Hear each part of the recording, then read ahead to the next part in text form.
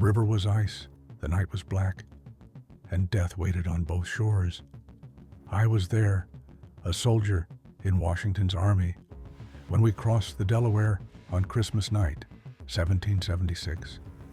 They said it couldn't be done, that we'd freeze, starve, or drown.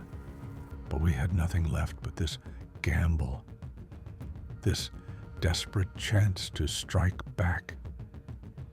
We were ragged, half-starved, our boots worn to scraps. Many of us marched with bloody rags wrapped around our feet. Morale was broken. Defeat after defeat had crushed us. But Washington, he stood tall. His eyes burned with resolve. He told us this night we'd surprise the Hessians at Trenton. If we failed, the revolution itself would die here in the snow. We gathered at the banks of the Delaware. The wind howled, carrying snow and sleet into our faces. The river groaned with sheets of ice. Boats creaked as we pushed them into the black water. We rowed in silence, teeth chattering, our muskets wrapped in cloth to keep them dry. Every splash of an oar sounded like a drumbeat of fate. I glanced toward him, General Washington himself, standing tall in the boat, despite the storm, cloak whipping in the wind, his gaze fixed forward, unshaken. In that moment, he was more than a man. He was the revolution embodied. His presence alone kept us rowing. Though our arms burned and our bodies froze, the river fought us at every stroke. Ice crashed against the boats, threatening to capsize us. Men cursed under their breath, some prayed aloud, but we pressed on hour after hour, until at last our boots hit the Jersey shore, cold, soaked, exhausted, but alive. We formed ranks and marched through the storm.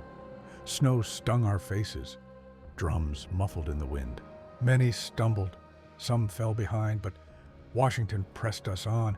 I clutched my musket with numb fingers, every step an agony. And yet, the thought of surprising the enemy kept my heart pounding. We had come this far. We could not fail now.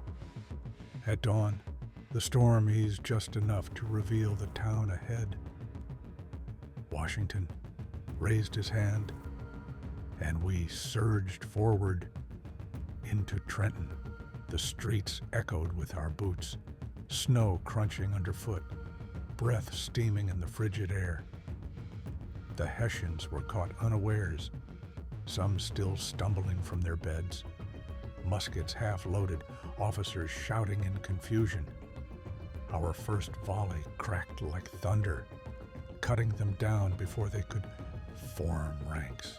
Smoke filled the narrow streets, choking and blinding, but the fire in our hearts burned hotter than the frost on our skin. We pressed them block by block. Musket balls screamed past my ears, splintering wood and stone. I saw comrades fall beside me, their blood steaming on the snow. But we did not stop. My musket roared again and again until the barrel smoked hot in my hands. The Hessians tried to rally at King Street. They brought up their drums, trying to form a line, but we surged from every side. Washington himself rode at the front, his voice cutting through the chaos like a blade. Forward, my brave men, forward. The sight of him drove us on like a tide.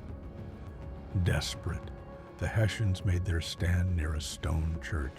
Muskets flared, smoke rolled, and the clash of steel rang in the air.